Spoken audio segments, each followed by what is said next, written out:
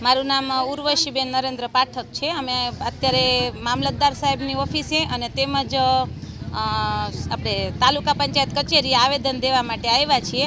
અમે તમામ ગામના બગસરા તાલુકાના તમામ વર્કર અને હેલ્પર બંને આજ હાજર છીએ અને આવેદનપત્ર દીધું છે। અમારી માગણી એ છે કે અમારે અત્યારે ન જીવા વેતનમાં કામ કરવું પડે છે અને મોબાઈલમાં FRS કામગીરી અમને ખૂબ જ અત્યારે અમારાથી થતી જ નથી। દર મહિને અમારે ઈનું કામ સતત કર્યા કરવાનું રહે અને એકના એક લાભાર્થીને 10 વાર બોલાવીએ તો પણ FRS કામગીરી OTP કામગીરી બનતી જ નથી અને THR અમારે વિતરણ થતું નથી અને અમને ઉપરથી એમને દબાણ જ આપ્યા કરે છે કે તમારે THR કામગીરી કરવી જ પડશે।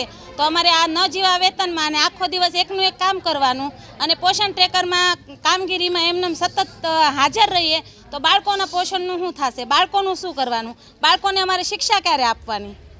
બસ આ માગણી બધી છે અમારે અને અમારે પગાર અમારે 2018માં વધ્યો હતો તે પછી અમારો પગારે વધ્યો નથી એટલે અમને કાયમી કરવાની માગણી રજૂઆત કરે।